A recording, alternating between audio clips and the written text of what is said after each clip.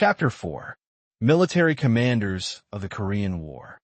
The following brief biographies of major military commanders concentrate on their actions during the Korean War. Chung Il-kwon. B. November 21, 1917, North Hamgyong Province, Korea, now in North Korea. D. January 17, 1994, Hawaii, U.S. Chung Il-kwon was the commander of South Korean troops during some of the most intense fighting against North Korean and Chinese forces during the Korean War, 1950-53. Chung was a 1940 graduate of Tokyo's Military Academy and served in Japan's Imperial Army in Manchuria during World War II. He then joined the Chinese Nationalist Army before entering the Republic of Korea Army. After North Korean troops invaded South Korea in June 1950, Chung was made commander of all ROKA forces. He led ROKA units during the difficult retreat in July-August to Pusan, in coordination with the U.S. 8th Army, and also during the surprise landing in September at Incheon, which crippled the North Korean offensive. Hailed as a national hero, Chung was made chairman of the South Korean Joint Chiefs of Staff in 1956, and he retired from the military in 1957 as a four-star general. During his retirement, he was ambassador to the United States, France, and several Latin American countries. He also served as Park Chung-hee's prime minister, 1964-70. Chung then held a number of other government posts before Chun Do-hwan assumed the presidency in 1980. Pung Dui. B. October 24, 1898, Xiantan, Yunnan Province, China, dès Novembre 2029. 1974, Beijing. Peng Dehuai was one of the greatest military leaders in Chinese communist history. He was Minister of National Defense of China from 1954 until 1959, when he was removed for criticizing the military and economic policies of the party. Peng was a military commander under a local warlord and later under Chiang Kai-shek, but broke with him in 1927 when Chiang attempted to rid the Nationalist Party of leftist elements. In 1928, Peng became a communist, and soon afterward became involved in guerrilla activity, leading a series of peasant uprisings. He then became a senior military commander under Mao Zedong and participated in the Long March, 1934-35. Peng was the second-ranking man in the communist military hierarchy from the outbreak of the Sino-Japanese War in 1937 to 1954 and was a member of the Political Bureau, Politburo, of the Chins, the Communist Party from 1936. He led Chinese forces in the Korean War and signed the armistice at Panmunjom on July 27, 1953. In 1954, he became Minister of National Defense. In 1959, however, he criticized as impractical the policies of the Great Leap Forward, which emphasized ideological purity over professional expertise in both the military forces and the economy. Peng was deprived of office for a while, and in 1965 was sent to the CCP's Southwest Bureau in Sichuan Province. Peng was posthumously rehabilitated in December 1978 under the post-Mao regime. Douglas MacArthur. B. January 26, 1880, Little Rock, Arkansas, U.S. D. April 5, 1964, Washington, D.C.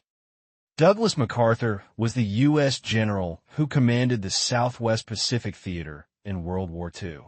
He administered post-war Japan during the Allied occupation that followed and led United Nations forces during the first 9 months of the Korean War. When the Korean War began in 1950, MacArthur was soon selected to command United Nations forces there.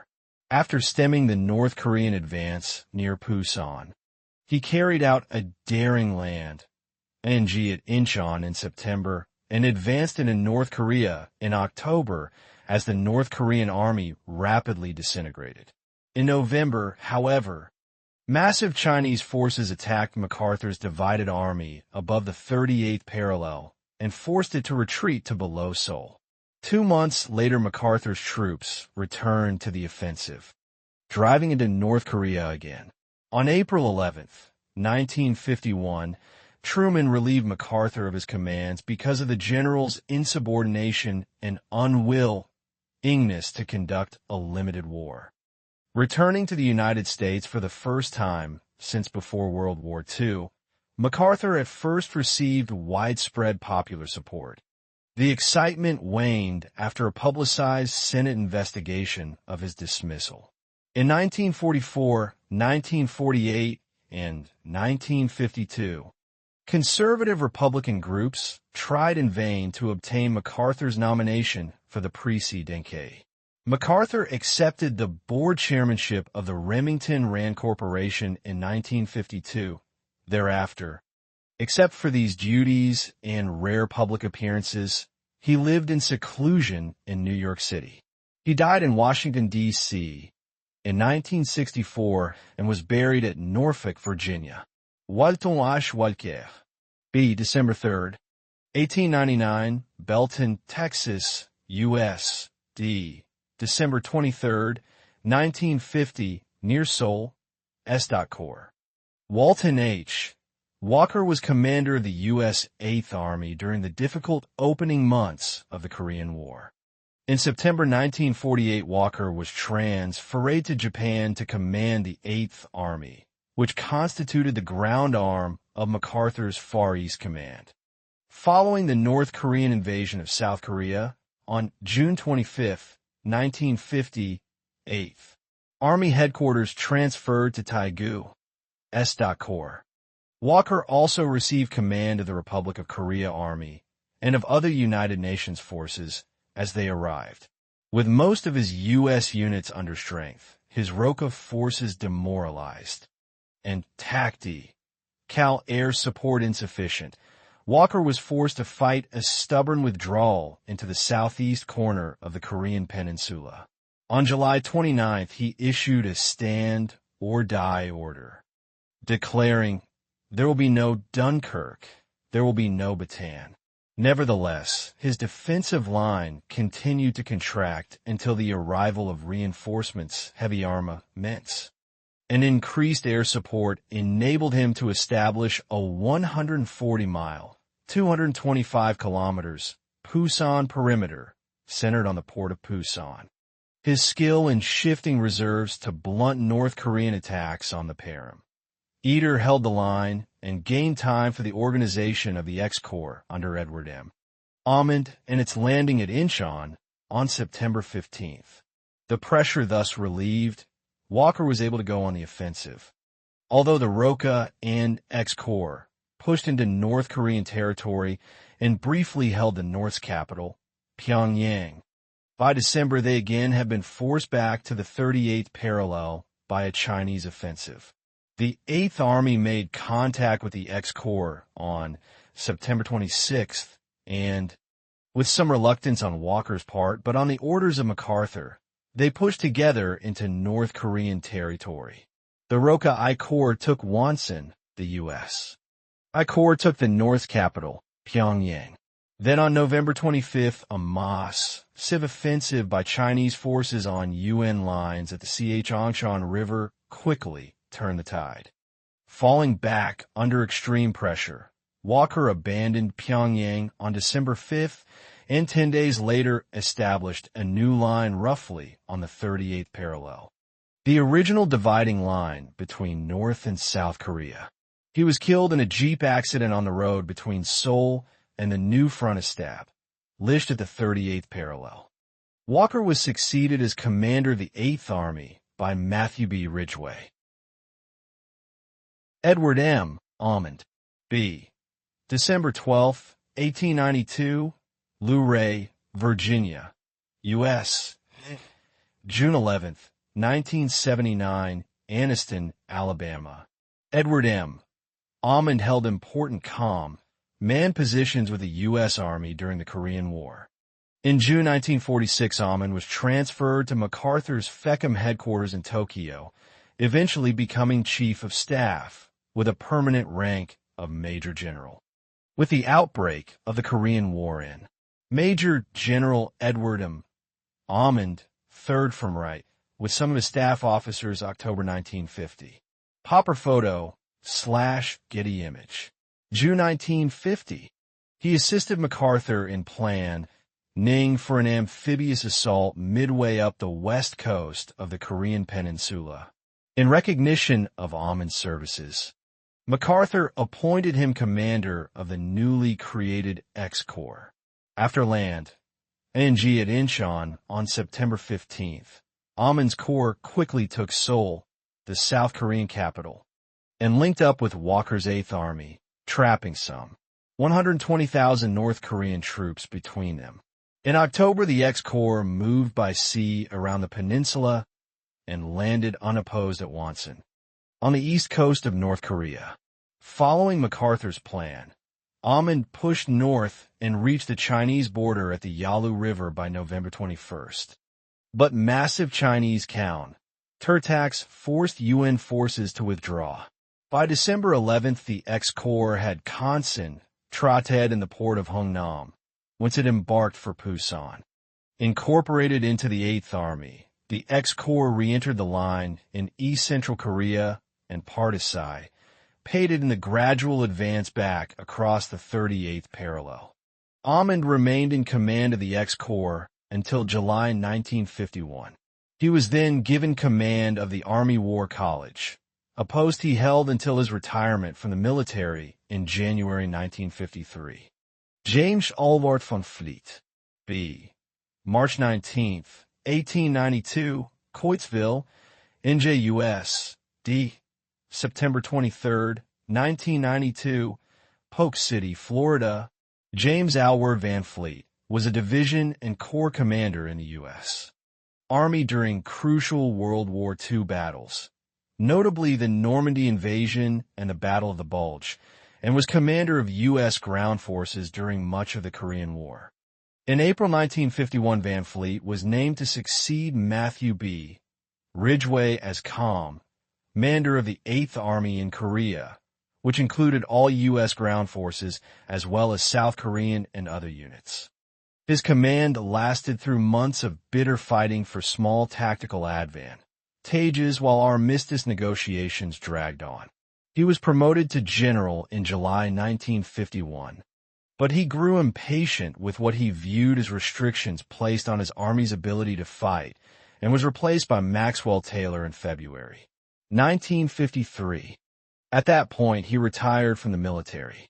He was the recipient of the Purple Heart, the Distinguished Service Cross, the Silver Star, the Bronze Star, and his most prized commendation, the Combat Infantryman's Badge.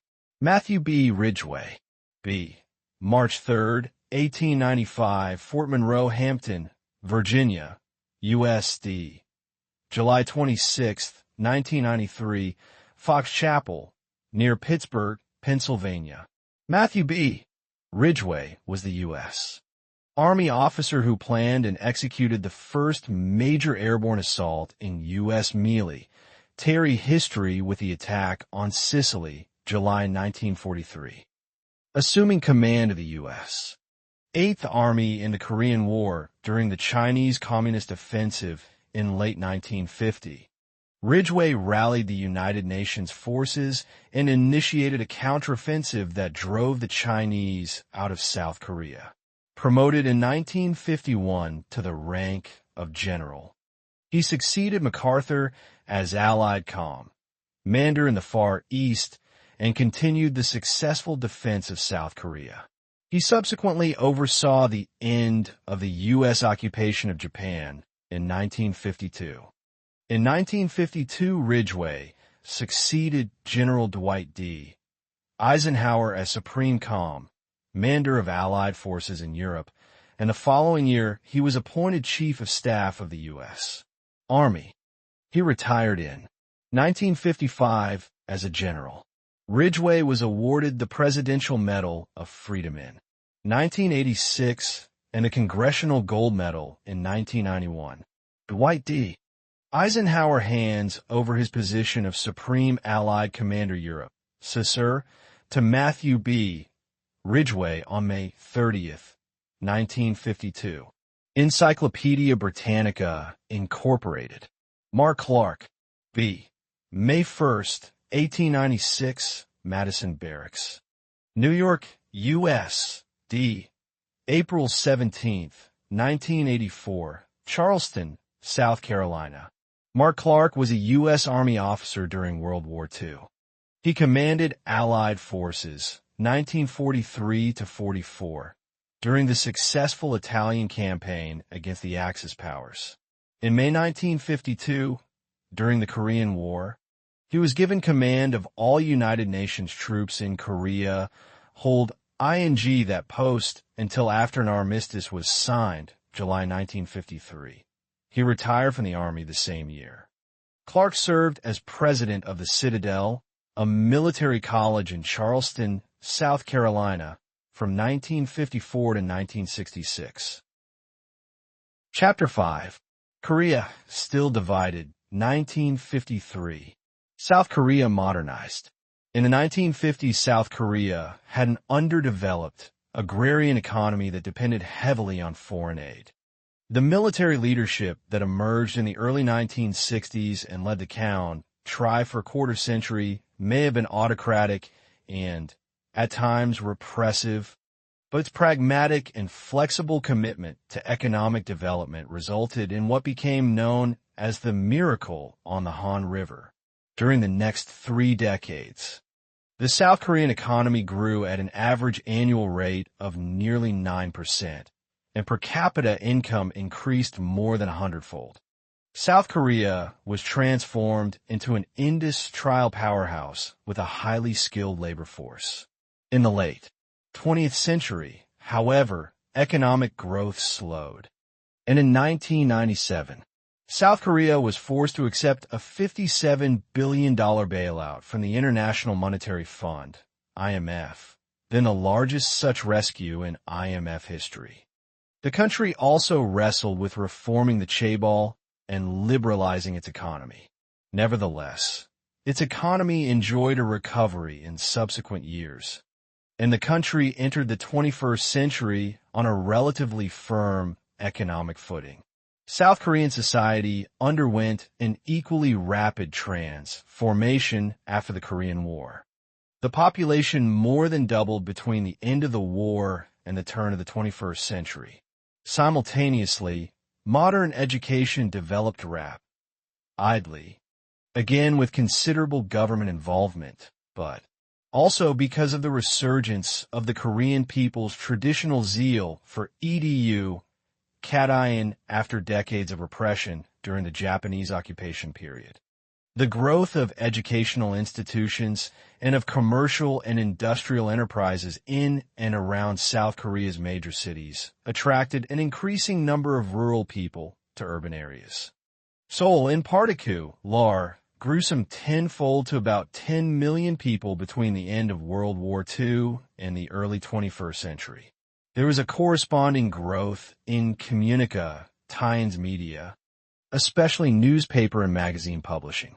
An ambitious program was also undertaken to expand and modernize the country's transportation infrastructure. The most conspicuous social change in South Korea, however, was the emergence of a middle class. Land reform carried out in the early 1950s, together with the spread of modern education and the expansion of the economy, caused the disappearance of the once privileged Yongban, landholding, class, and a new elite emerged from the ranks of the four mere commoners. Another significant social change was the decline of the extended family system.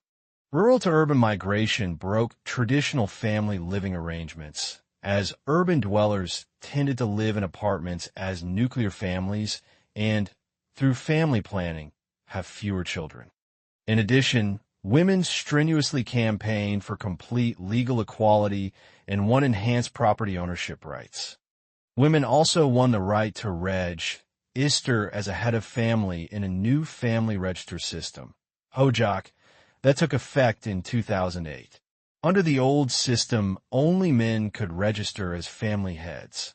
Thus, Chil, Dren were legally part of the father's family register, not the mother's. The new system increased women's legal standing in, among other things, divorce and child custody cases.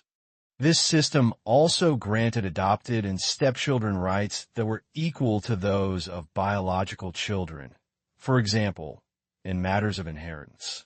Rapid urbanization, the nuclear family system, the increase in women's active participation in the economy, and lengthening life expectancies meant that by the early 21st century South Korea had decreasing birth rates and an aging population. The overall population was expected to decrease over the next decades as well. The government was concerned that fewer children and an aging society would slow economic growth and destabilize the social security system in the future. North Korea isolated. Domestic developments. In the aftermath of the Korean War, Kim Il-sung purged the so-called domestic faction, an indigenous communist group that had remained in Korea during the colonial period, amid much scapegoat for the disastrous war. After 1956, as the Sino-Soviet conflict intensified, Kim shifted his positions vis-a-vis Moscow and Beijing no fewer than 3 times, from pro-Soviet to neutral to pro-Chinese, and finally to independent. During 1956 to 58, he carried out a purge against the pro-Chinese group known as the Yan'an faction and eliminated a pro-Soviet FAC tie-in from the KWP Central Committee. In 1966, after a visit to Pyongyang by Soviet Premier Alexei in Kosygin, Kim announced what became known as the Independent Party line in North Korea, which stressed the principles of complete equality, sovereignty, mutual respect, and non-interference among the Communist and Workers' parties. From this party line, KWP theoreticians developed for self-reliance, Jewish principles, autonomy in ideology, independence in politics, self-sufficiency in economy, and self-reliance in defense. In the late 1960s, the regime implemented a program for strengthening the armed forces as part of the effort to fortify the entire country. More military airfields were constructed and large underground aircraft hangars were built. In addition, a large standing army and a strong militia were maintained. North Korean leader press. Kim Il-sung, front left, with his son, Kim Jong-il, front right, inspecting a soccer field in Pyongyang, 1992. AFP Getty Images. North Korea's emphasis on strengthening its military forces proceeded hand in hand with its continued focus on the development of a self-reliant economy. With aid from the Soviet Union, China, and the countries of Eastern Europe, North Korea implemented a series of economic development plans and made significant gains. But as external aid declined sharply, first from the Soviet Union beginning in the late 1950s, and then from China at the start of the Cultural Revolution in the mid-1960s, the 7-year plan of 1961 to 67 was seriously affected, as indicated by the extension of the plan for another 3 years. 2 subsequent plans, a 6-year plan, 1971 to 76, extended to 1977, and a 7-year plan, 1978 to 84, also failed to achieve their stated goals. While the country's economic growth was hampered by the decline in foreign aid and its heavy expenditures on defense, the continued priority assigned to heavy industry CRE aided a severe shortage of daily commodities and lowered living standards. Food shortages were aggravated, in part because of an almost threefold increase in population from 1953 to 1993. When the 1972 Constitution was adopted, the premiership was changed to a presidency, which Kim Il-sung assumed. Kim also retained his post as the chairman, renamed the Secretary General of the KWP. In 1980, the KWP held its first party congress in a decade. During the proceedings, Kim revealed his dynastic ambition by appointing his son, Kim Jong-il, to 3 powerful party posts, thus making the younger Kim his heir apparent. Relations with South Korea. During the late 1960s, North Korea had significantly escalated its subversion and infiltration activities against South Korea, from about 50 incidents in 1966 to more than 500 in 1967.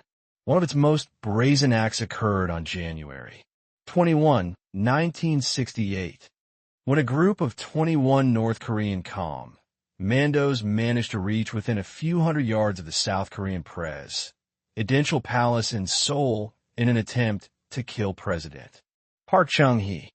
2 days later, the North Korean Navy forcibly seized a U.S. intelligence ship, the USS Pueblo, as well as its crew, off North Korea's east coast. The crew of the Pueblo were held hostage for nearly a year. In April 1969, North Korea shot down a U.S. reconnaissance plane in the international airspace over the east coast of the peninsula. North Korea's armed provocations continued into the early 1970s, marking the period of highest military tension on the peninsula since the end of the Korean War. The two Koreas subsequently decided to engage in a dialogue amid the new U.S. policy of détente, or relaxation of tensions, toward the Soviet Union and China, North Korea's 2 major allies. The North called off its armed provocations, and talks between the North and South began at Panmunjom in the demilitarized zone. In focus, Pueblo incident. On January 23, 1968, the USS Pueblo, a Navy intelligence ship, and its 83 crewmen were captured by North Korean patrol boats off the coast of North Korea. The United States, maintaining that the Pueblo had been in international waters, began a military buildup in the area following the seizure of the ship and its crew. The United States also initiated negotiations that resulted in an agreement that secured the release of the 82 surviving crewmen. One died from wounds suffered during the capture on December 23, 1968. The agreement allowed the United States to publicly disavow the confession the crew had signed, admitting the ship's intrusion, apologizing, pledging to cease all future action, and acknowledging the truth of confessions obtained during captivity.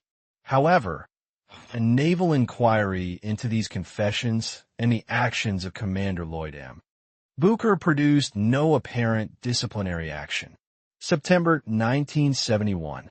High-level discussions began in early 1972, culminating in a historic joint communique in July, in which both sides agreed on 3 principles of eventual reunification: that it be 1, peaceful, 2, without foreign influences, and 3, based on national unity.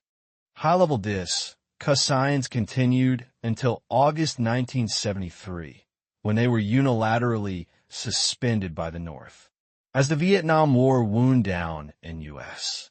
policies and public opinion became more focused on domestic issues, North Korea probed in vain for a chance to, in its view, liberate the South by means of a quick military strike.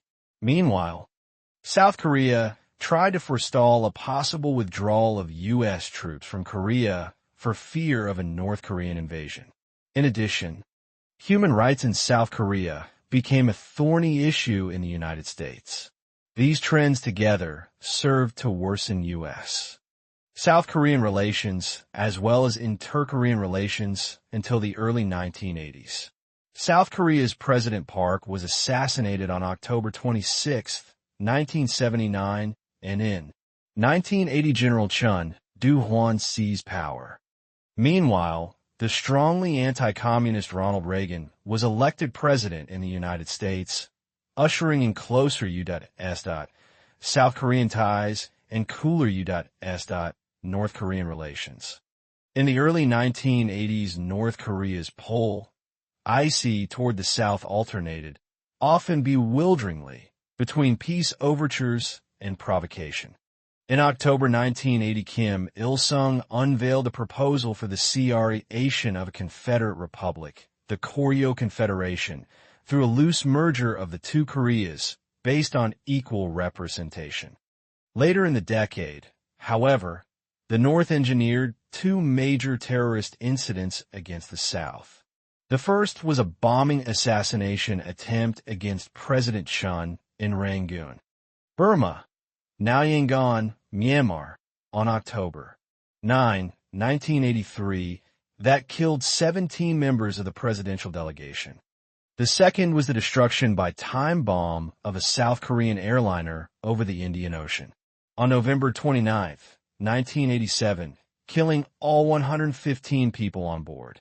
Subsequently, the U.S. government placed North Korea on its list of state sponsors of terrorism. North Korea was not removed from the list until October 2008. Because of North Korea's tie-ins, there was no official contact between the two Koreas in the 1980s, although there were some unofficial talks and contacts between their Red Cross societies.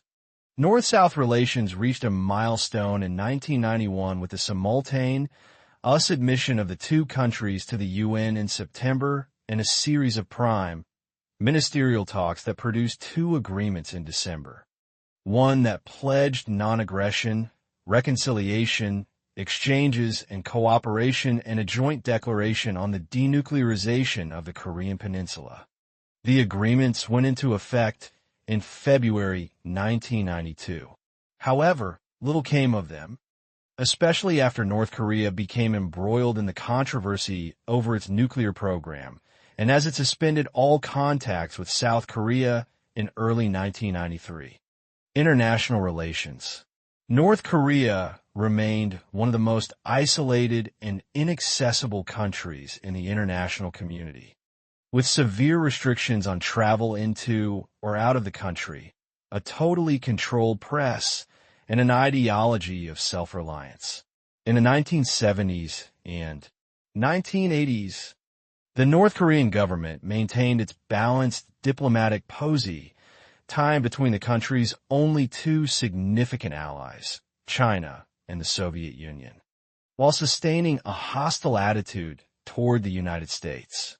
However, the collapse of the Communist Party of the Soviet Union and the subsequent dissolution of the USSR in the early 1990s left China as North Korea's sole major ally. Eventually, even China could no longer be relied upon fully, as it cultivated friendly relations with South Korea that culminated when the two established full diplomatic ties in August 1992, when it became clear that North Korea could not count on its traditional allies to block South Korean membership in the United Nations. It retreated from its long-standing position of insisting on a single joint Korean seat in the UN General Assembly. Both North Korea and South Korea were admitted to the UN on September 17, 1991, as separate and equal members. Diplomatic breakthroughs between North and South created more cordial feelings between the two countries. But these quickly dissipated when suspicion grew throughout the international community that North Korea planned to build nuclear weapons. North Korea, under Kim Jong-il, domestic priorities, and international cooperation. Kim Il-sung died on July 8, 1994, and his son Kim Jong-il succeeded him. However, he did not assume the posts of Secretary General of the KWP or President of North Korea. Instead, he consolidated his power over several years. In 1997, he officially became head of the KWP. And in 1998, the post of president was written out of North Korea's constitution. Kim Il-sung was given the posthumous title Eternal President, and Kim Jong-il was re-elected chairman of the National Defense Commission, which became the country's highest office. His regime adopted the basic guideline of military-first politics, Songin-chong-chai. This policy was intended to safeguard Kim's regime from any unforeseen adverse impact resulting from such events as the collapse of the Soviet Union and Eastern European communist regimes in the late 1980s and early 1990s, and the persistent economic hardships at home. The death of Kim Il-sung had come at a critical time for North Korea. The Kaun tribe been locked in a dispute over nuclear issues with the United States and the International Atomic Energy Agency, IAEA. The IAEA had been denied access by the North Koreans to an experimental facility at Yongbyon, where it was suspected that North Korea was diverting plutonium to build nuclear weapons. In the summer of 1994, the North had been preoccupied with the transfer of power to Kim Jong-il. However, by October, the United States and North Korea had signed a nuclear accord, the Agreed Framework. Under the terms of this agreement, the North renounced efforts to develop nuclear weapons and pledged to abide by the Treaty on the Non-Proliferation of Nuclear Weapons, Non-Proliferation Treaty, NPT, in exchange for which the United States arranged for the financing and tie-in of 2 light water reactors, LWRs, capable of producing electric power. The agreement restored hope for North-South reconciliation and a peaceful reunification of the divided peninsula. The United States, South Korea, and Japan formed an international consortium known as the Korean Peninsula Energy Development Organization, KEDO, for the construction of the LWRs in North Korea. South Korea was the main contractor. More than 24 countries eventually signed onto the project, supplying material and financial help. And construction work progressed slowly but steadily for a time. Nuclear ambitions. In late August 1998, North Korea fired a multi-stage, long-range missile eastward over Japanese airspace. This new missile capability caused shock worldwide and precipitated a major global controversy. In addition, suspected underground nuclear facilities were discovered near the sites whose activities were to have been frozen under the terms of the Agreed Framework in 1994. Furthermore, it was reported in 2002 that North Korea was pursuing work toward producing highly enriched uranium, which could then be used to make nuclear weapons. In December of that year, North Korea expelled IAEA inspectors. A group of images released by North Korea's Korean Central News Agency on April 9, 2009, shows a Unha-2 rocket being launched in the North Hamgyong province on April 5. AFP/Getty Images. From a facility at Yongbyon.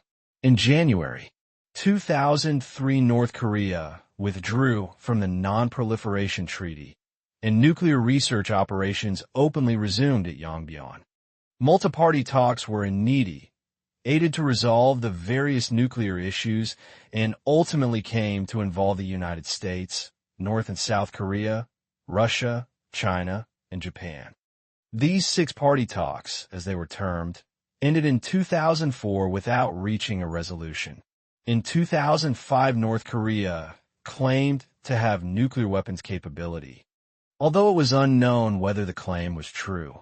After having suspended the LWR project for several years, KEDO withdrew its workers from North Korea in January 2006, and in May the organization decided to terminate the project.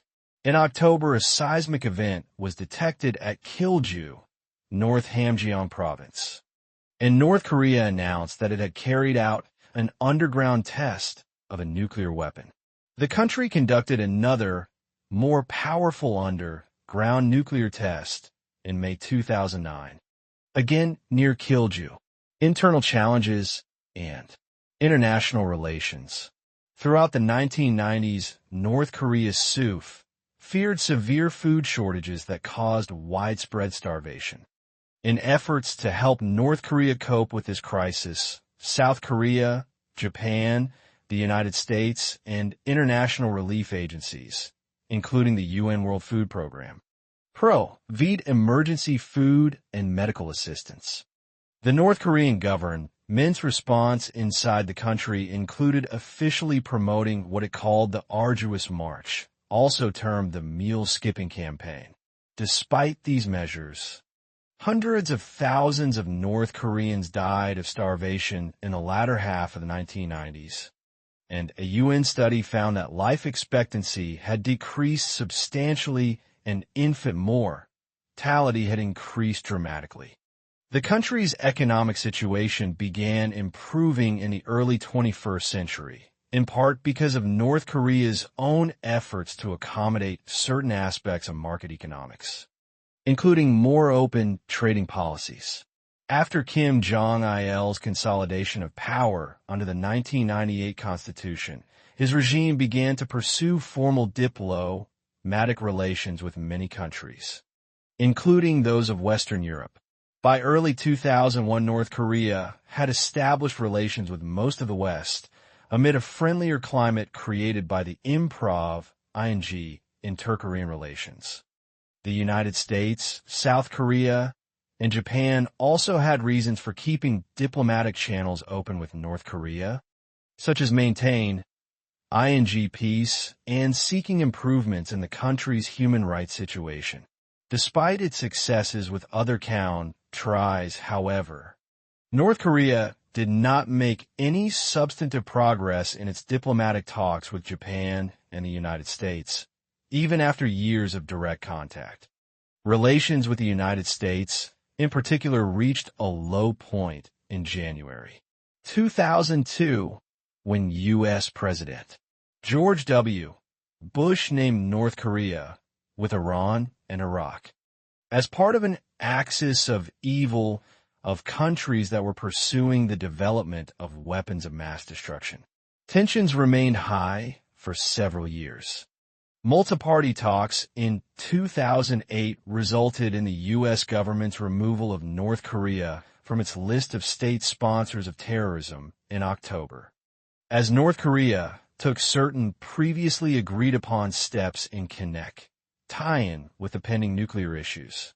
In contrast to the hopeful beginning of the 21st century, however, the ensuing years saw the erosion of the gains that had been made in international cooperation. The joint ventures established under the Sunshine Policy after 2000 were pinned by the North within a few years. North Korea's launch of several rockets in 2009, which the international community generally suspected were tests of ballistic missiles, were considered by many observers to be diplomacy. Provocative acts. Coinciding with the launches and the nuclear test, the name of Kim Jong-il's youngest son, Kim Jong-un, began to be mentioned as his possible successor. The reported ill health of the aging Kim Jong-il made uncertain the direction the country would take in the future. Relations with the South. After the death of Kim Il-sung and through the early years of the Kim Jong-il regime, the situation between North and South remained fairly static. Although the countries participated in multi-party negotiations on nuclear issues and South Korea supplied aid to the North, hopes were high at the turn of the 21st century that the issues dividing the two Koreas, North, left, and South Korean, right, flag bearers carrying a special flag with an image of the Korea in Peninsula at the opening ceremony of the 2000 Summer Olympics in Sydney, Australia. Jeff Haynes /AFP Getty Images. Might soon be resolved. as part of his policy of reconciliation with the North, which he termed the Sunshine Policy. South Korean President Kim Dae-jung visited North Korea in June 2000, the first time any Korean head of state had traveled to the other side, and the two leaders worked out a 5-point ointment declaration that specified steps to be taken toward the ultimate goal of national unification. A select number of North and South Koreans were permitted to attend cross-border family reunions. Later that year, at the Summer Olympic Games in Sydney, North and South Korean athletes marched together, though they competed as separate teams, under a single flag showing a silhouette of the Korean peninsula. The countries also made a joint appearance with separate teams at the 2004 Summer Olympic Games in Athens, but failed to reach an agreement to do likewise at Beijing in 2008. Kim Jong-il's government re-established diplomatic relations with several Western countries and pledged to continue its moratorium on missile testing. Efforts to restore a North-South dialogue continue.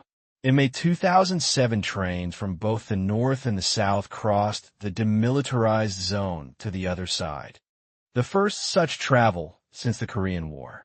Later, in October, the two Koreas held a second summit, in which Roh Moo-hyun, the South Korean president, traveled to Pyongyang to meet with Kim Jong-il.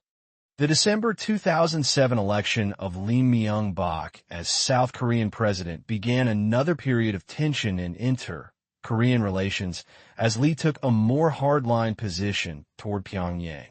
In 2008, North Korea announced that it planned to close the land border and all telephone links with South Korea in an apparent gesture of frustration over South Korea's hardline posture. Tensions escalated further when the North Korean government announced in January 2009 that it was nullifying all military and political agreements with South Korea. In May of the same year, North Korea also announced that it was canceling all business contracts with South Korea that pertained to the joint venture Kaesong Industrial Complex. Furthermore, in the same month, North Korea announced that it was unilaterally withdrawing from the armistice agreement that ended the Korean War and that it could attack South Korea or U.S. ships off the coast of the Korean Peninsula at any time. Whether a full-scale war between the countries will be reignited has yet to be seen. But with rumors of North Korea's nuclear arms testing, the next Korean War could be very different than the last.